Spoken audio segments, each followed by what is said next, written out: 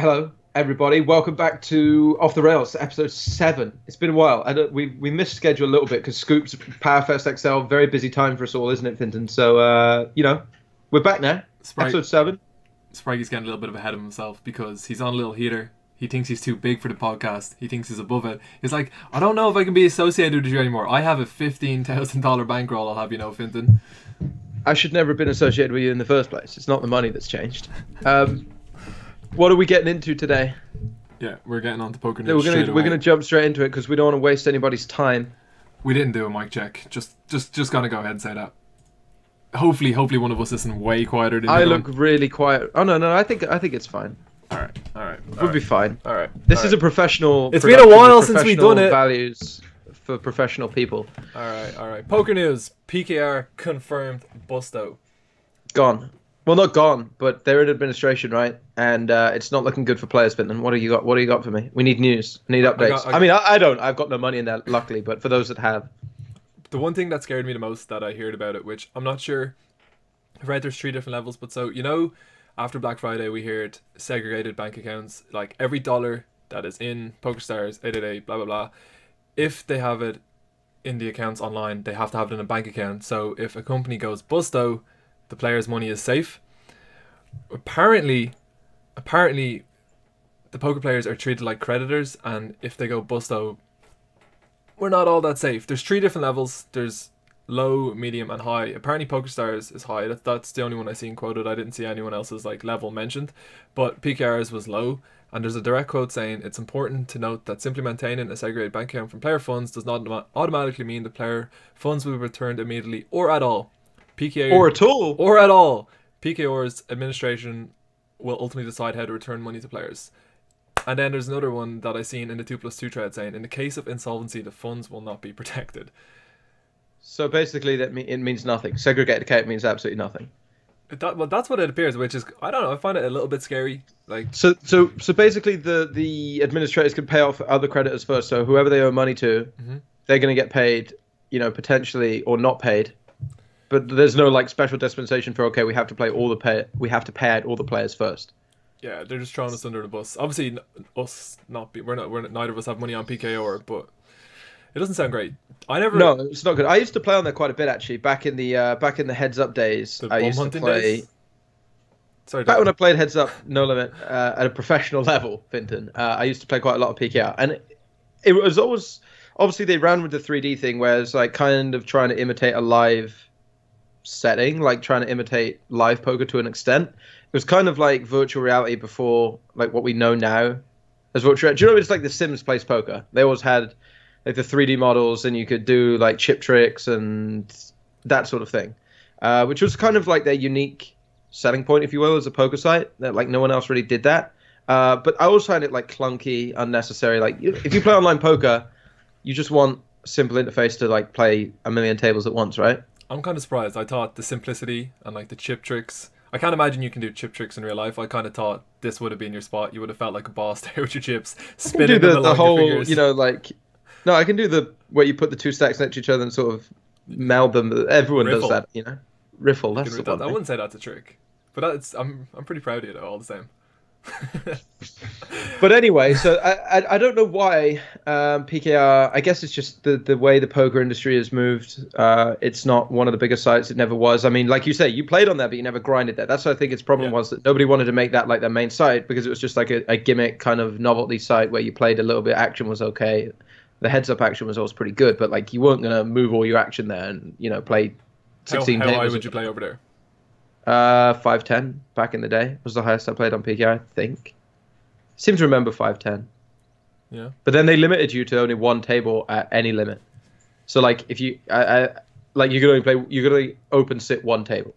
But so I ended up playing mostly 1-2 there in the end. Could you you could only open sit, but if you had a table, could you open sit another one then? Or you're only allowed on one table full stop? Only 1 table to open sit. But then once you got action, you could go to another one. But then if that guy then left that table, it would shut the other one down, if that makes sense. So you couldn't end up on 2.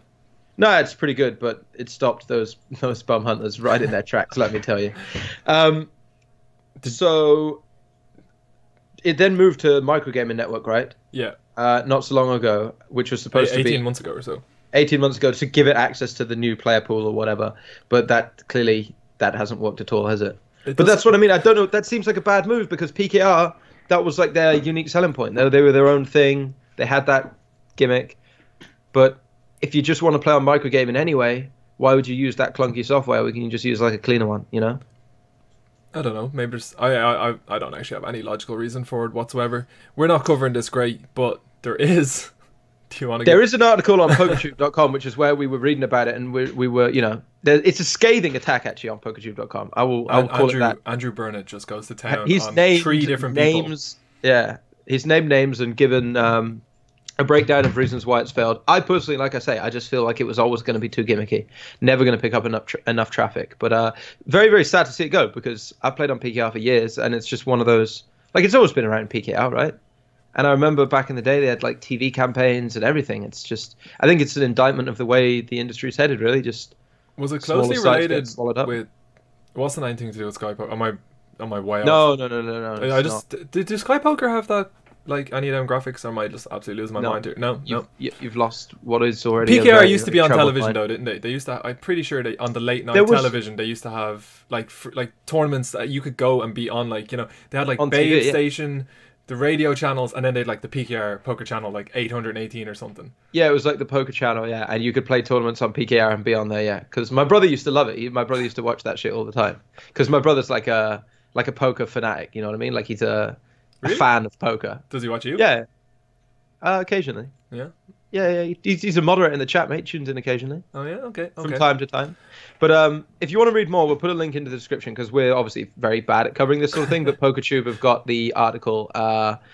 We'll put that in the description for you guys to check up on more information there. But good luck to everybody who's got money in PKR. I hope we don't have another full tilt, nobody getting paid for a while situation. I can't imagine people have Unibet, not Unibet, sorry, Ultimate Bet. Sorry, we're definitely talking over each other there. It's been a while. We were out of practice, but I can't imagine people have too much money locked up on PKR. I could be wrong, but like it just doesn't feel like somewhere where someone's gonna have like 50k.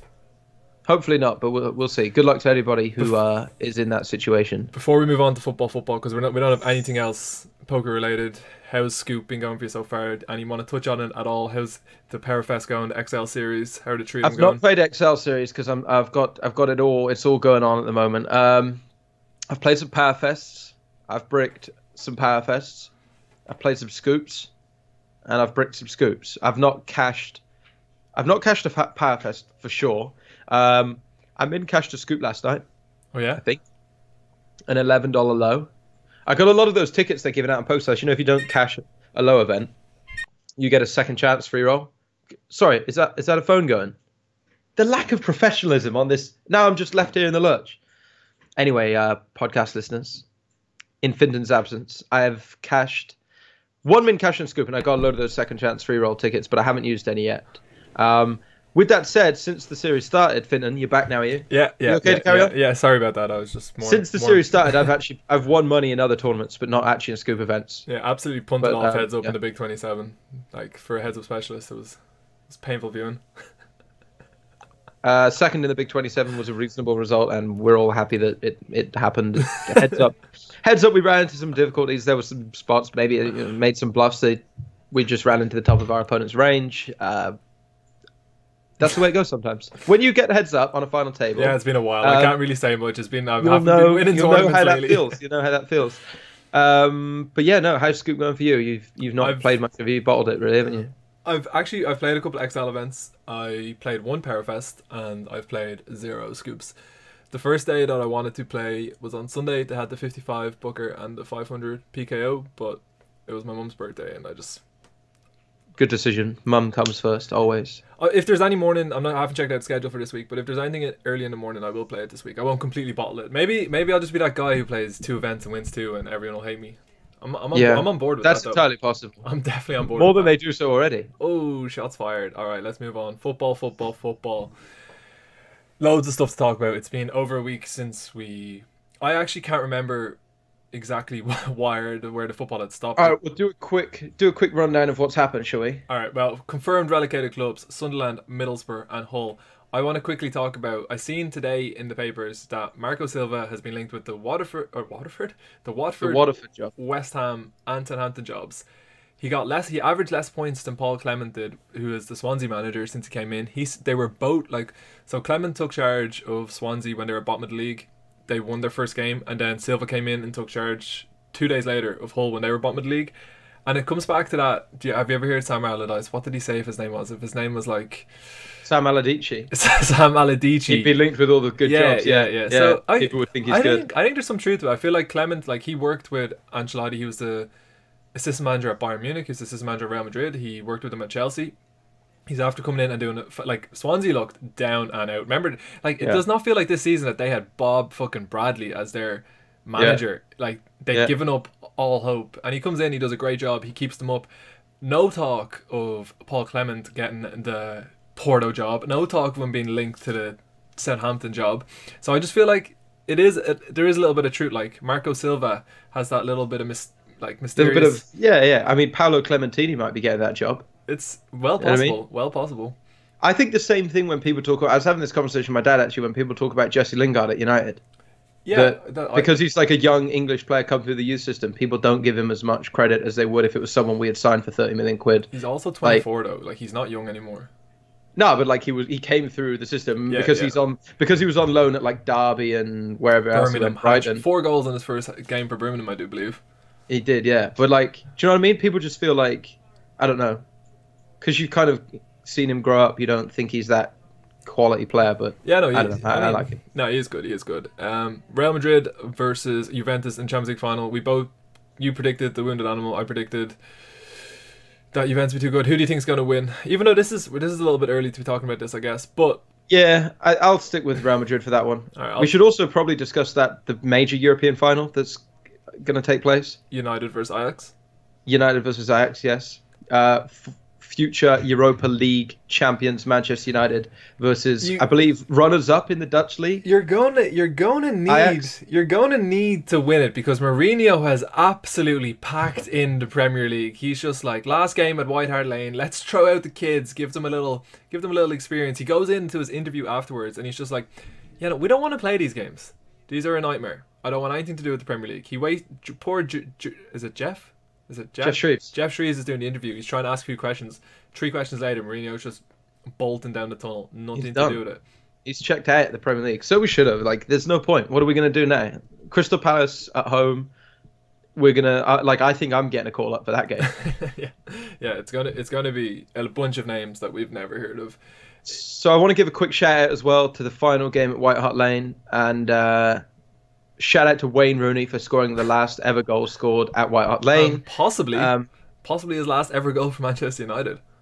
Mate, 5 more years. I don't want Rooney to leave ever. I love Wayne Rooney, mate. I absolutely love Wayne Rooney.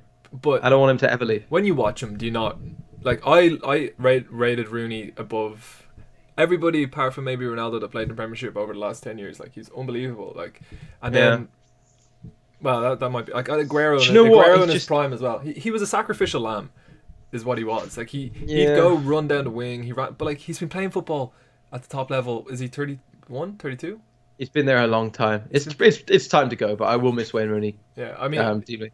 But I think he has to go. The other shout out that I thought you were about to do it as a Manchester United fan. I was quite proud of you because you mentioned Ajax coming second in the league, the winners of the league, Feyenoord. And Dirk Kuyt, 36 years old, going back to his old club, scores a... Look at the pain. Who cares? He scores a hat-trick. Kuyt? I never knew. And do you know what? I don't want to know. All right, well, he scored a hat-trick. They won the league. I think fair play to them. I'm giving them the shout-out. Newcastle and Brighton in the Premiership. Villa got Newcastle the title on the last day. Jack Grealish scored a terrible goal from outside the box, which hopefully Newcastle fans will now forgive Villa fans for like animosity that's been there for the last few years. And finally, Arsenal being typical Arsenal. They're on a run, but it doesn't look like they're going to make the top 4. No, Liverpool 4-0 away at West Ham. Yeah, game over. They've got Middlesbrough. I think their last game's at Middlesbrough at home, and City's running doesn't look that tough, but you never know. Shout out to my local club, Forest Green Rovers, as well, who have managed to escape the National League, formerly known as the Conference. They're now Football League club into League 2 after a playoff win yesterday, and they've only invested, I believe, about £10 million from Dale Vince, local business owner around here, who is owner of Ecotricity. 10 million quid to get out of the National League. Do you know this season in the National League they spent £200,000 on agents' fees? In the just that club. Yes, just Forest Green. How much are people getting paid down there? In the 5th tier of English football. They've been throwing money at players for years and years and years. Yesterday, they're a village club, and at Wembley they had 3,000 supporters roughly to get out of the in the biggest game in the club's history. So I don't know. They get like not very good attendances. They're now a football league club because they're getting bankrolled. And as a Gloucester City fan, you're not happy. Pathetic, to be honest. Did you see? Absolutely pathetic. I'm enraged. Seeing as we're talking about agents very quickly, did you see that Raiola, or however you say his name, the Paul Pogba agent, got £41 million from that deal? Did he actually? £41 million. It's some shady shit because they outlawed third-party ownership in Italy, like in 2016, I think, and he got like Pogba's rights in like 2015. But there's like some shady shit going on. But so like he definitely got like, you know, a percentage of the transfer fee. But like 41 million to like move. Can I like, I don't know. You're not really. You're not worth much. But like, is there anyone in poker world that I could be an agent for and I could just like get like 1 million a year? I'd be delighted. I'd be really scraping the bottle if I was going to sign you up. But like, there's got to be a few people that need agents that maybe we could get them some nice deals. Well, I could get them some nice deals. You're not looking too impressed. Well, for a start, if you were to work as a poker agent, I'm the hottest free agent in poker today. That is a bona fide guaranteed hottest free agent fact. in poker. How many should we've? This is episode 7, and like five out of the episodes you've been rocking your little party badge. And secondly, we should quit the podcast immediately and become football agents. All right, let's do it. Can we get on? How difficult is it? Do you know any lads on that local team that have just plunged 200k into agents? Any of your mates playing for them? No. But that's what I mean. Like, how hard can it be to be a football agent? They want to sign a player. Oh yeah, we need 15 grand a month. No, we'll give you 12. 14. Okay. And now I need like 50k fee. Like, how hard could it be, really? I don't know. I have no idea. I feel it's probably a game of who you know, like most things. It's got to be. It's connections, isn't it? All right. It's being able to ring a manager and say, I've got this player. You know. Just need that phone book, Finn. Steal it. Hack somebody. Hey, I don't know what you're trying to suggest. Move on. Okay. You got your little UFC segment coming up that you do, haven't you? I tried to get you involved a little bit. So straight off the bat, I'm just going to talk about the 5 fights that I tried to predict before it started. Eddie Alvarez versus Dustin Poirier. I showed you the clip. In UFC, you cannot knee someone when they're on the ground. Do you think he should have been disqualified? I've had a look. As an expert in mixed martial arts, I'm a combat artist myself. You definitely didn't ever do any combat sports in your life. No fucking way. Yes, I have. Absolutely not. Yes, I have. I went to one taekwondo introduction class when I was 9. Didn't like it. Listen, didn't go again. True story. But what I've learned there, the old, I know they did the fist like this, boom, boom, bang. Were you breaking? You were probably like smashing like. I was actually banned. That's why I didn't go back. What did you do? Well, no. First lesson, there was like 29-year-olds there. 10 of them left with like broken arms, legs. It was carnage. I was too good. I was too strong. I was too quick. I was too agile. They didn't want me in the class. Fact.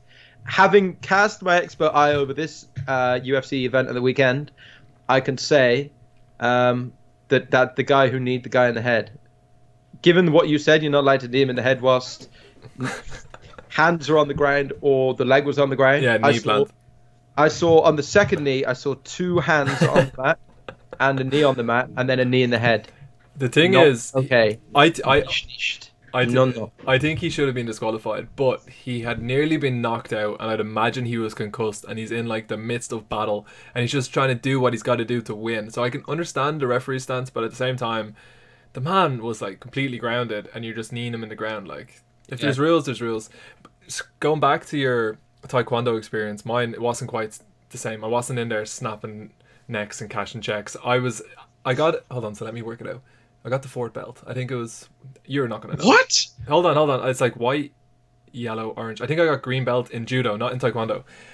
But the last time I ever went to a competition, so you had to do weigh-ins. Like there was weight classes. I was like 11 years old. I go in. I can't remember exactly what it was, but we'll say it was 50 kilos. But if you're like any way over it, the next weight class was like 10 kilos up or something. So I'm like, like 1 kilo off, and I'm like 10 or 11 years old. I get whacked in with like the 13 and 14-year-olds who are like 6'4" freaks like yourself.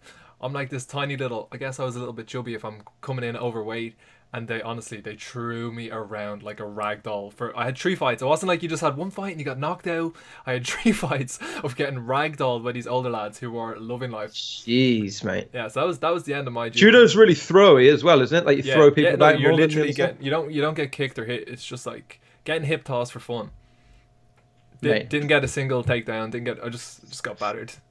No, there was no returning to judo, no matter how much my parents like, come on, you'll be fine. Anyway, why didn't you just cut a little bit and go back into the 50 kilo level and, dominate? That was the play there, mate. I think you got ran out of judo by bigger boys. You should look at rectifying that now. You're a little bit older. I think you should get back in the, what do they call it, the ring? Oh, I can't even remember. Back on the mat. It's on the mat. It's on mats. Yeah, it's on mats. All right, so then, what else are we going to mention? The fights are called Stipe Miocic against Santos. Junior Santos for the title. Your friend Paddy, our friend Paddy, I guess at this point I've stolen him off you somewhat, was a little bit disappointed because he stayed up so late for the main event and it was over in a matter of minutes. But Miocic looks fucking fantastic. He's the heavyweight champion of the world. That is someone who can say, I can beat anyone in a fight. Like nobody. Really? But he's the heavyweight UFC champion of the world. It's there's nobody who can beat him in a fight. Brock Lesnar. No, Brock Lesnar would not beat Miocic. Brock Lesnar would get manhandled by Miocic. The Undertaker. The Undertaker's retired, mate. Let him retire in peace. That's true. That's a good point, actually. Well made. Don't be bringing him back for WrestleMania 798 or whatever it is. The Undertaker would have tombstone pile driven him into the fucking ground if he got his hands on him, though. Let me tell you that. All right. Then Joanna Jędrzejczyk versus Jessica Andrade was ridiculous. You know the way I play H1Z1 and you're never impressed because badly. A little bit. But you know the way I think I'm Arnie and I'm just like walking people down. Yeah. This Jessica Jessica, right? Joanna's by far and away the best technical fighter, one of the best technical fighters, full stop. But like in the women's division, she's like on a different level to everyone else. Jessica is getting, for 5 rounds, for 25 minutes, she like barely lays a hand on Joanna, but she just keeps walking her down. Like she is getting like hit with bombs left, right and centre, like getting rocked back and then just walking forward, never gave up. But anyway, Joanna defended her belt for like the 4th time, called that one right, called Miocic right. We called Maya versus Masvidal right, but I didn't actually get to watch that one yet. And then the one I got wrong was Frankie Edgar versus Yair Rodriguez. Frankie Edgar is 5'6" and he was fighting this guy who was 5'11". So Spraggy, would you think 5-inch reach advantage? I could have them both, I would imagine. Yeah, you're a monster compared to the two of them. It'd be like the same, not quite the same distance between us. But anyway, Frankie Edgar made an absolute joke of him. His eye got so fucked up and closed that the referee just stopped it. There wasn't like, he just couldn't see. His eye was like so bruised that anyway, it was gone. Annie, you don't have anything to say on the UFC, do you? Let's be honest. Well, I do. I All right, let's hear it. Multiple thoughts to share. Wasn't Frankie Edgar the guy that was supposed to be fighting Conor McGregor at some point? There was a lot of talk about it, but then he fought. Does Conor not do UFC anymore? I haven't seen him in ages. He just had a kid, and Dana White, who's like I know who Dana White is. Okay. Well, he told McGregor that he had until Sunday yesterday to get the fight agreed with Floyd Mayweather, and if it wasn't, then they were moving on. So the next week we'll kind of like shed light on what's going on. I don't know if it's going to happen now because Dana White said if it doesn't happen this year, it's not happening because obviously McGregor is the ultimate cash cow for the UFC, and if he's not going to be fighting Mayweather, they want him in the octagon doing something for the UFC. But yeah, Frankie Edgar at one point was meant to fight Conor if he beat Jose Aldo, but he lost. So wasn't they just supposed to do Aldo McGregor rematch? That won't happen. Why? I thought they said he'd give him a rematch. Because Aldo, or is Aldo washed up now? It's not that he's washed up. He looked good against Frankie. He's fighting a guy called Max Holloway for the 145 title in the next couple of months, at some point during the summer. And if he wins that, he might have some something to get Conor excited about. But Conor travelled around the world with Aldo. He pulled out a fight. It took him 2 years to get the original Aldo fight, and he's a pull-out merchant. So Conor's afraid if he commits to traveling around the world for 6 months with this guy and then he just doesn't show up on the day. So it's unlikely that ever happens. The one good point you were making earlier on was, well, what's that noise? Is that rain? Rain. Lovely.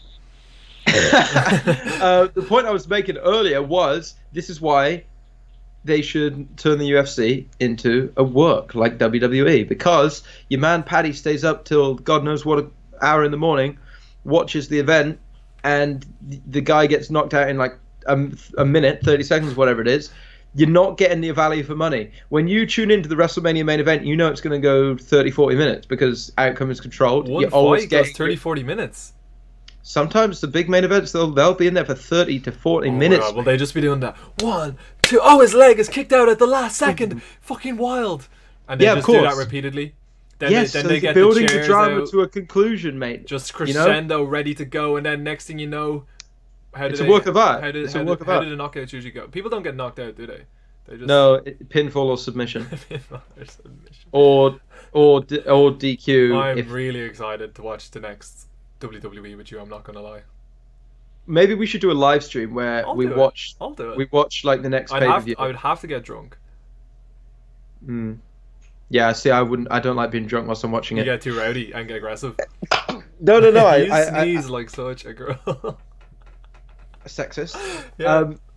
I just enjoy watching pro wrestling for the spectacle that it is. I don't want it to be drunk whilst doing so. I want to appreciate the work that goes into it, really. So. Well, maybe maybe if it falls on a Friday and you're on your red wine Friday. There's no Friday events. There's Sunday pay-per-views, Monday Night Raw, Tuesdays SmackDown Live, NXT's on a Wednesday. We can't work in any Fridays. It'll have to be a Sunday night, which would be fine because you don't play poker on a Sunday anyway because you're scared. One thing, a few people have been coming into my chat and talking about your troubles on Red Wine Friday. Are you going to go this week and invest in a corkscrew or an opener, a wine opener? That's a good point. Actually, I do need to. I had more trouble with the wine glass this week. How did you end up? By the way, I pushed it in. In fact, it's right here, right now. I pushed it into the. It's Monday. It's a Monday, bench. See, the cork is in the wine glass. You see. So you had a nice little few splinters going down your throat. Yeah, there was sediment. I would describe it as in the glass. It wasn't ideal, but we got it done. The shoe method works. I wasn't the shoe. Did you watch the shoe method? Yeah, you were hitting it like a pussy. Like you need to actually hit it hard. Oh, you're hard. Oh, I've got an orange belt in judo. I'll open a glass of wine with a shoe. You were like you were like tapping it. You're like. I was smacking it. You smacked it once. You got the noise you needed to hear, and you shit your pants and didn't do it anymore. Have you seen my wall? It's legitimately dented. I'm not smacking my own walls up for a bottle of wine. We got the job done. All right. Now the next topic, we're hitting the hard hitting topics as we always do here. Are you ready? I scream vans, Fintan. That's my handiwork, and I hate puns, but how can you say no? Outrage in the streets of Britain. Tell the people what's going on. There's no way we're getting 5 minutes out of this, by the way. We can squeeze 5 minutes out of this. This is a news story coming out of the United Kingdom. Respect the ice paper. cream via the very, very respected Daily Mail. Basically, ice cream vans, Fintan, because a lot of them are older diesel engines. They're knocking out this black soot, like, as old diesel engines do. And there's a lot of scaremongering going on, I feel like, saying that this soot can cause asthma attacks, has been linked to cancer and dementia. But that's just like general problems with car emissions, right? But the Daily Mail article is making it look like ice cream vans are driving around giving kids attacking cancer. children, giving them cancer almost. And the studies does say like that a lot of them are old diesel engines. They keep because the fridges, they keep the engine running whilst they're parked up next to the kids. But I just feel like unless that kid is on the back like like sucking in the exhaust pipe, I don't feel like it's going to be that big of an issue. I would imagine. I don't know. What are your thoughts? Issue. I mean, I just think that they're trying to attack fucking, like, come on, they're ice cream vans. How happy as a kid would you be when the music comes on? There was some very ambitious people in Ireland though, like it would be February, it'd be like 9 degrees outside, overcast. Yeah. You'd hear the ice cream van coming around, and my dad would just be like, no. It's like, mate, not today. No, the 99 can wait. There is no way. Anyway, but yeah, I don't have much else to say on it. No, I've got lots to say. All right, let's hear it. First of all, does the rest of the world have ice cream vans, or is this like a UK and Ireland thing? Do you know, that's a good question. I feel you need to know in the comments or whatever, tweet us, because how this works, for those of you who don't know what an ice cream van is, I suppose, you have a van like the one up in the corner there, full of ice creams, drives round to like housing areas, plays the little jingle like dung da dung da dung da dung or know. whatever the jingle might be, and then you go out, run to the thing, and the bloke undoes the window and he'll sell you an ice cream right through the van. They can't be making much money. But that's what I've never understood is rising costs of fuel. Fuel in this country is an absolute, like, it's a rip-off, right? And what are we talking, like, just, I know what it is in Ireland. So it's like £1.20 a litre, £1.20 a litre. It's pretty similar. It's diesel. Like 130 here. Yeah, somewhere, it's, somewhere around there. So you've got the manufacturing costs for the ice cream, marketing costs for the ice cream, cost of running the van. Well, they're not cost making of the ice cream. They're just buying them off a wholesaler. Okay, so you buy no, but like we have a local van here, Winston's Ice Cream, that comes around and they make it locally. So what I'm saying is, how much when you go to an ice cream van, what's your average spend? Maybe £2. Maybe Possibly. £2. So that bloke's on, something per hour. Probably not making like megabucks, but that man needs paying. The maintenance cost on the van. How much does that van cost? A lot. Like it's going to depreciate in value by a few K a year. Exactly. How do ice cream vans make money? Because if you on a really busy day when it comes around here, maybe you have like maybe 10 people who go to the van. Oh, you just at your like how many? Yeah, no, just at like how many houses are in your little like cul-de-sac? All right, so we actually have one who comes around here, and like I don't know, there's 50 houses in this little bit that like would hear the siren and think I'm gonna go and get involved. Yeah. You would see like 5-6 people out there, sometimes even fewer, right? Right. Well, so like we're gonna do the math bench. We're gonna go. Okay. We're so gonna average go. We're gonna go. like we're gonna give them £2.50. Okay, £2.50 average spend. 5 people, let's say on average. That's £12.50. How long does his like stop in your area take? I mean, probably like into the estate, maybe like 10 minutes, I guess. Right, 15 so minutes. We'll say that he can get 3 of them, maybe 4 of them done an hour. Okay, so he's bringing in £50 an hour. Oh, it doesn't seem like a lot when you go unless you own it. I don't know. It does not seem like a lot. I don't think they're making money. I wonder if it's like a lost leader. No, it wouldn't be like to get ice cream awareness, but that's not. That's how they actually. What? No, but, to get ice cream awareness? It's not No, the okay, government so- trying to all get right, people aware of zip ice it. cream. Zip it. So you know how in a supermarket you sell lager at a cheap price to get people in the doors. A better example would right? be bread and butter, where they don't make any money. Lager, they're still making money on, but like bread and butter, they're making little to no. No, markup on. sometimes. Right. Okay. So let's not argue over that. So you sell those items at no profit to like get people in the door, right? Mate. So our ice cream vans selling Magnums, like they're not making money on the ice cream van, but people go, I bloody love that Magnum from the ice cream van. Next time I'm out, I'll get a pack of Magnums from the supermarket. you Is that where the money's made? Yeah, but hold on a second. But Is this more of a marketing hold tactic? on a We're second. bringing Magnums to the people, so the people go get their Magnums. yeah, all right. But that's fair enough if you think that Magnum and HB and the boys are like paying each individual ice cream van in the UK like an advertising fee or That's true. a product placement fee. But they're not. So like, what's the end goal? Oh yeah, go enjoy Magnums, but make sure I don't get any of the money from it. The only thing is, if you said that they locally make their ice cream Winston's, was it? Yeah, so maybe that's like. But maybe you they bring did they. They've got a shop up on the. That's what I like, was gonna say. Did they have? Yeah. But that's like not most ice cream shops. Most ice cream shops are not doing that. I feel like we've got to the bottom of absolutely nothing here. Just that we know so little about ice creams. Vans. Let's get the real question. What's your favorite ice cream? If I'm going chocolate based, it would be the Magnum Classic.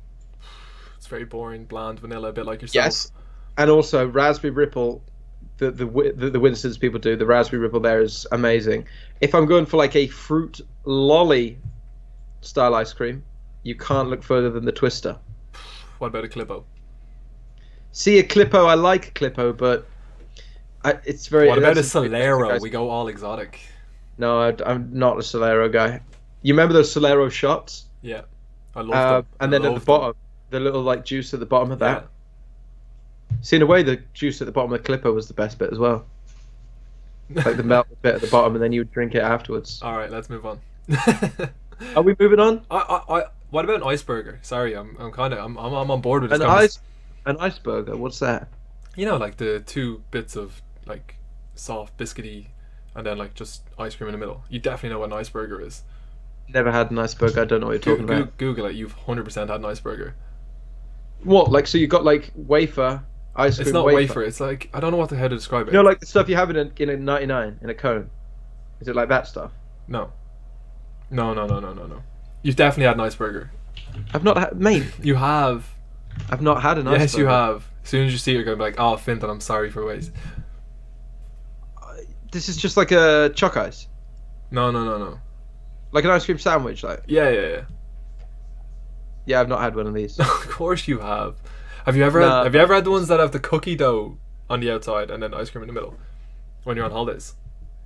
No, I've not had one of those. You had it. Yet again. By the way, you're gone very low. I'm looking far superior. I'm far taller than you here because of your terrible posture.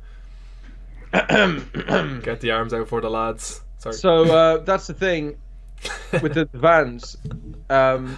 We need to. I really want to know because a lot. Also, that was the question. The point I was going to make up. Sorry, bring up. Are they independently owned? So, like, is your average ice cream man? Is it like an independent guy, or is there like some like your local dominant? What's the name of your local Winston's? No. But like, do you think like supermarkets are possibly firing them out, or you just think that there's? Go on, I'll let you finish. Go on, sorry. Well, I'm aware of Mr. Whippy. Do you have like a Mr. Whippy van? I remember him from years ago. I haven't seen him in a long time. But like, who owns all these ice cream vans? Who are the ice cream van people? Is there like a big company that operates all ice cream vans, or is it like is it just up to local people to set up their own ice cream van business? Bob is just sitting there one day and he's just like, I'm going to sell ice cream to children, sort of thing. Let's not. Well, no, I didn't mean it like that. What you're implying. No, I didn't imply anything. All right, let's move on. I wasn't implying anything. We need to low down on ice cream vans somewhat. This is the research we should have done, but we weren't planning on talking about that. We were talking about the soot problem, and the ice cream vans need modernizing, basically, because they're giving out too much diesel fumes. And now we have a solution, Fintan, or you found a solution. Well, I read an article today that apparently by 2030, 95% of people will not own a car. By 2030, 95% they won't own a car. Why? Apparently we'll share cars, no one will drive a car, it'll be robots that are driving them all. It won't make any financial sense to own your own car. I assume it's like, do you have city bikes? You know, like you cycle, you cycle the bike, you park it, you pay for the X amount of time that you're in the car. Again, that's what they're saying, and I think robots driving cars, it's going to be scary at the start. I'm not going to like it when I get in a car, there's no one there. But planes drive themselves. I know there's pilots, but planes do drive themselves. Well, fly themselves. So like, it's going to be a bit freaky at the start, but surely then there's going to be less accidents. There's going to be way less accidents.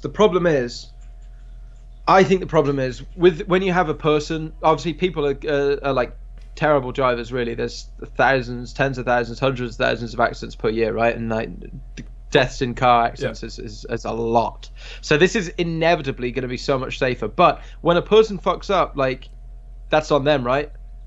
The problem is if one of these AI cars fucks up, even though there's going to be far less deaths, like that death is caused by computer error, you're gonna feel like you got killed by the. Do you know what I mean? Like it wasn't that person. Not saying that everyone is at fault, but like there's human error. I know. You know what I'm saying? You can put the blame somewhere, but what I hear is that it will move so quickly because, so, say there's an accident in one of I don't know, like, you know, like there's a technical fault, like that information will, like what exactly happened will be shared like through all the cars in the world instantly, like, so that the mistake shouldn't happen again. You know, like obviously there'll be teething issues, but you know, I mean, trains crash from time to time. You know, that stuff happens. There's still going to be some crashes. But the one thing that scares me, right? You're crossing the road. Sometimes I don't even obey the rules. Sometimes I don't look left and right. Sometimes I just listen. What? Sometimes, man, I'm crazy. I just listen. I feel like people are going to get hit by cars way more if these electronic cars are like coming along like rather only like, people who don't look when they cross the road, who are in a way like, I think you deserve to be hit. If you're natural not selection. If you're not checking that a car's coming before you cross the road, you're a maniac. No. And you've got no one to blame but yourself if you do get hit. Of course you check. I check most of the time, but like if it's like late at night or something, like, you'd hear a car. If there's no other cars on the road, you hear a car. I just feel it could be an issue, right? Drunk people walking out in front of cars and stuff like that. It's already an issue, though. Do you know what I mean? But you hear, like, I think the noise of a car when you're drunk. So do you think they should all have artificial noises on them? I don't know. Probably not. I guess it's natural selection. If you can't avoid being hit by a car, you. But with these cars, surely they'll detect the person.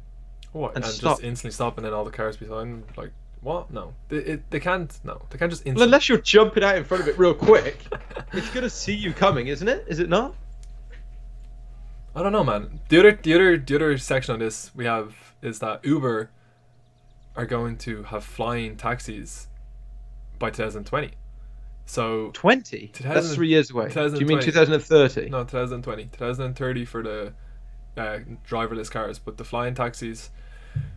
So it's so when you say in Dubai and San Francisco, not like worldwide release.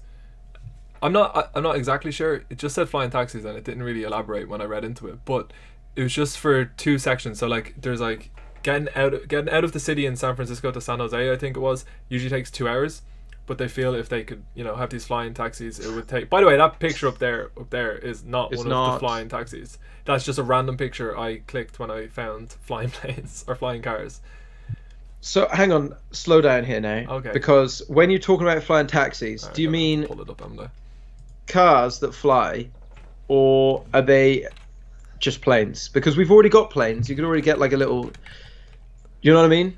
Yeah, I'm gonna pull it up. Because I think Elon Musk was saying that there's like pointless having flying cars. That's why he's doing the tunnels going underground rather than going over the ground. Because to me, I don't feel like that's the solution to our problems, is the flying car, because there's a lot of like that air traffic problem is one that doesn't really need to be solved. If you can just, you're not going to find it now. You should have come in more prepared if you're going to deliver this story to me. I can't get off the screen.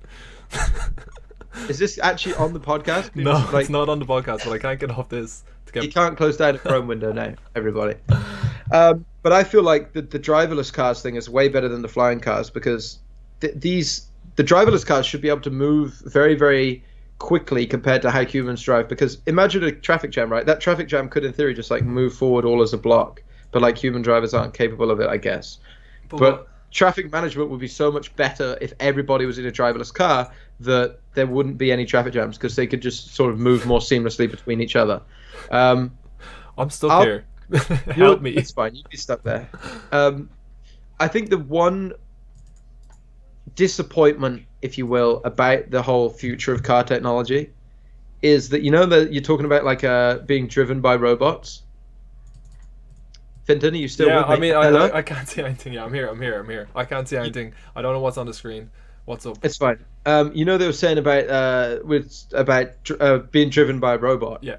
The cars. Yeah.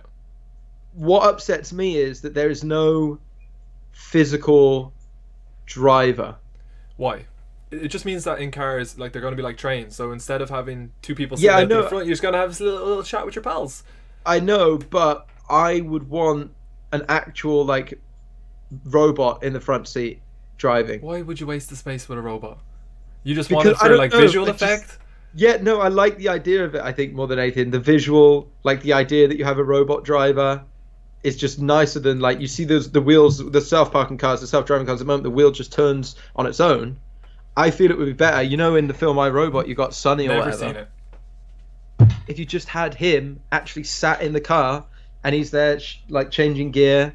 But if you've got that technology to that point, he should be able to converse as well. So if you're on a journey on your own, you just sort of sat there doing nothing. Whereas if you actually had like a robot chauffeur, if you will, you could converse with him, shoot the shit. How's your day been? Well, what do you think people do when they're leave the car? What do you think when people do when they're on cars? I don't know why you asked me that question, because I'm a fucking robot just driving. I don't even need to be here. This is just a visual. Mate, you've lost it. You've lost it. So, do you think that we should get robots as passengers for people who drive alone at the moment? Yes. Again, if that robot existed on those long, lonely drives for people who like doing commutes or whatever, get a passenger bot. So you could have driver bot, you can have passenger bot, and the passenger bot like sits there, chooses the music, fiddles with the aux cable, pisses in a bottle every few hours. Give it that authentic feel, because then the transition from we drive to driverless cars, because you've already said you're scared of like that weird feeling of being in a car with no driver, that should be the crossover bit.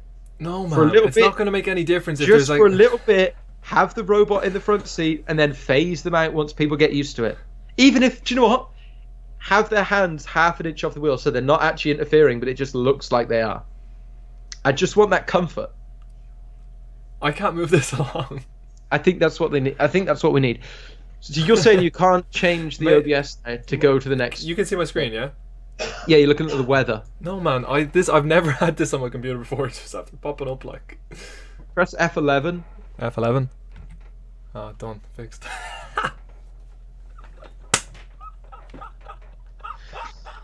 Oh, I was panicking so hard. I didn't know. Well, without a doubt, the worst person, technical person I've ever conversed with. I don't know how you run a stream day to day. Do you know when I was talking to Fintan in the past, I asked him to press the tab key. I was like, oh, just tab. And he was like, oh, which one's that? Above the caps lock, right? The tab key. I've never played games. I don't need the tab. I don't need the tab key for anything. I never played games of any sort. I can't wait to see it out of an application. You never used tab was word processing. No, never. You've just got stuck in Chrome, mate. This is why we need robot drivers, because look what humans do. Look how incompetent they are. This man it took up my whole screen. I've never seen it do that before. One day this man will be on the roads of this world, and that is the threat that they're bringing onto the roads. People like you. So that is why this driverless revolution, speed it up. Get working on it.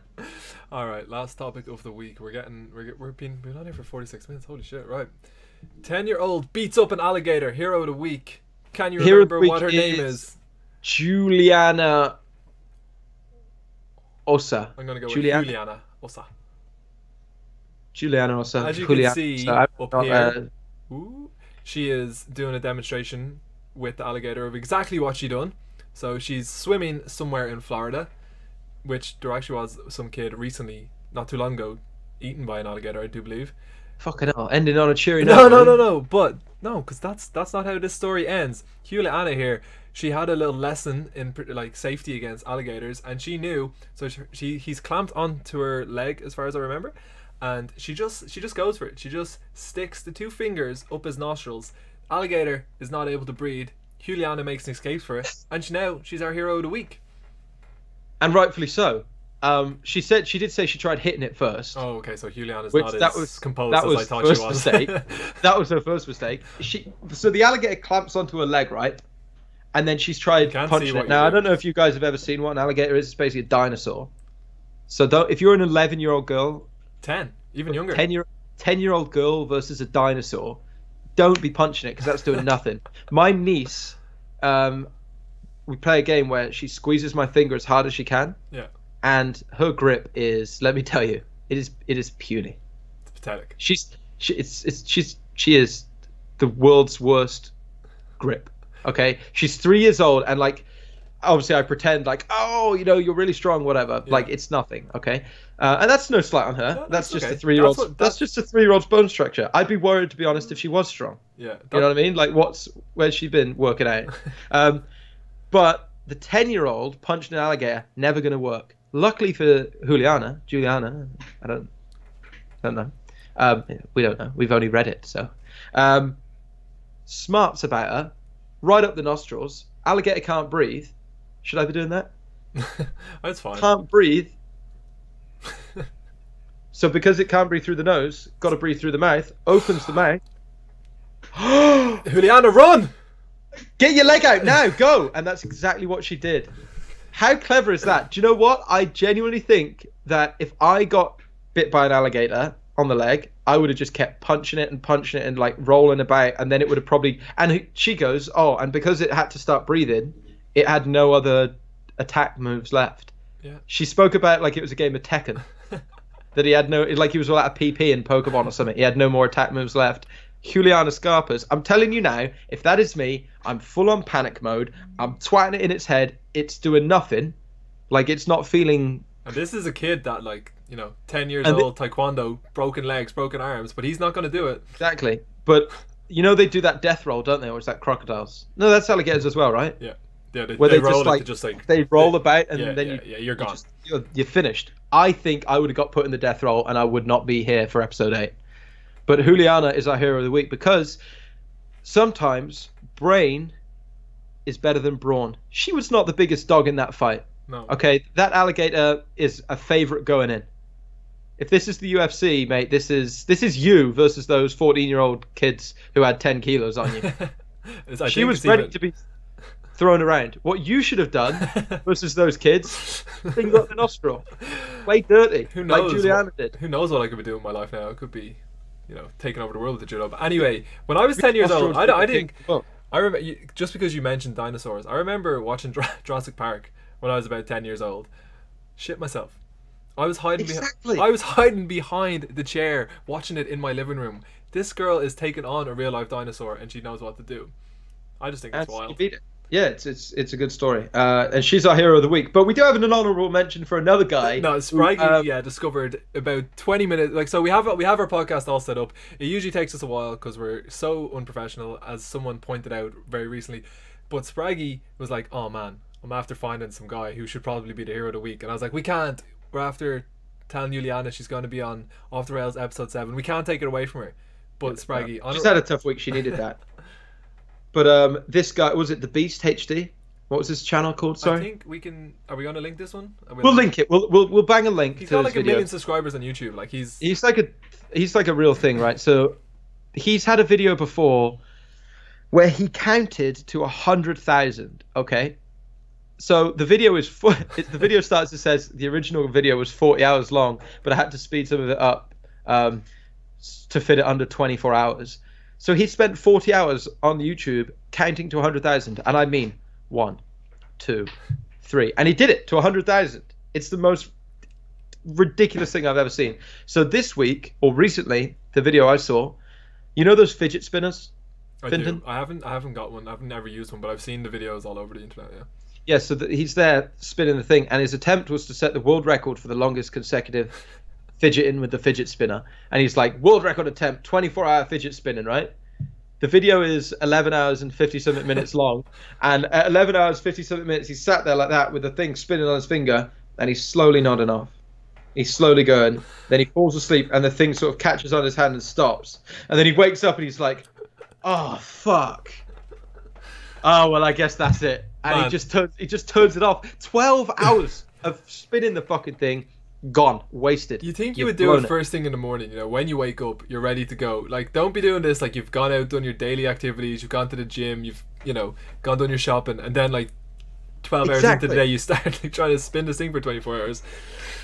In a way, I think not hero of the week, because the prep for it, like staying up for 24 hours isn't that hard. It's not even strenuous. He's just spinning the thing like that. Do you know at one point he had a can of compressed air and he was spraying it like that so that it would just spin without him having to move his finger. I think technicality, I'm not sure if I'm giving him the world record if I'm Guinness. Well, he won't be getting it now. He fell asleep after 12 hours. What odds would you give me on setting a world record before the end of the year? Well, you'll just do the fidget spinner if worse comes to worse, won't you? Yeah. But should we have him hero of the week? It's a very strange thing to do, but I almost admire it in a way because he's got 1 million YouTube subscribers, and that's like counting to 100,000, spinning the thing for 20 hours. It's the most pathetic thing ever. I don't want to call him talentless, but it is like sad stuff. But he's getting views on it, so I don't know. But I just thought it was funny how he couldn't even get there. You know what I mean? If you're gonna do something that sad, at least make sure you complete it. Or don't release the video. Or don't. Well, no, because it was live streaming. Oh, okay. And all these people were donoing in like, you can do it, mate. Keep going, blah blah blah. And then 12 hours. He's just on Twitch or YouTube. Fuck. YouTube streaming. Maybe thing apparently. Maybe it was all like we never heard of this guy before this. Maybe it was a publicity stunt. Maybe he knows what he's doing. Maybe. Well, we're talking about him now. The exposure on this channel. Jeez. Hundreds, if not thousands of views. Indeed. Alright, that's us done for this week. Episode 7 in the bag. Any final words, Benjamin? Quick apologies for no episode on Friday. Like I say, we had some scheduling conflicts. No, we didn't have any. I was sitting there waiting, ready to go. Benj was doing typical stuff going on. So we've got it out now. Maybe we should change day, because like not actually joking, but Red Wine Fridays does cause some. Well, people are subscribed to the channel anyway. Yeah. Like, You know, when it pops in the feed, it pops in the feed. Yeah. Okay. Is that a way to run a professional podcast? Probably not. It'll be out when we say it. Don't worry about it. Don't sweat it too much. And finally, no, we should stick to. I think we should stick to Mondays. Okay. And finally, if we get 250 likes on this video after seeing Benj, I didn't want to do it before because I was afraid of getting embarrassed. I was afraid Benj, he's made hundreds of thousands of dollars playing heads up poker. He's just that level above me. But after seeing him playing heads up poker in the Big 27, I'm willing to take him on if we get 250 likes on the video. I'll take you on 100 big blind poker. We'll get into 10-cent streets. You want to play? Sorry, you want to play 100 BB poker heads up versus me, mate? I will do it. We'll do it. We'll do a sit and go series after. But first of all, we'll do cash, best out of 3. See who wins. Are you ready to? I'm in. Put it on the line. Yeah, whore it out though. Get 250 likes first. Get that in. Lock that up. Yeah. Sellout mode engaged. Yeah. So get liking the video, and then we'll do the 100 BB deep heads up cash video. No, I don't want any excuses when it comes to it. So is it out of 3 good enough, or do you want to do like a little bit longer? What do you mean out of 3? So you're not reloading. You don't want to just play like a certain number of thousand hands and. We can hash this out at a later date. All right. We'll hash that out. All right. Cool. We'll be back probably next Monday, unless Benj gets too big. If Benj, like, are you gonna fire any of the main event scoops, Powerfest XL series on Sunday? I don't know what's going on Sunday. Yeah, I'll probably be playing a big schedule Sunday. So if you win 100k or something, you're going to be sitting on a beach and we'll have to delay it. Sacked off. All right. Well, you can run it solo. This is. Do you know what? Again, robot Spraggy. Like the robot driver, an AI Spraggy to fill in for me, give you that comfort whilst you're on your own. See, it's a smart idea, and we'll have more smart ideas next week. But for now, thanks for tuning in. We'll see you next time. Bye bye.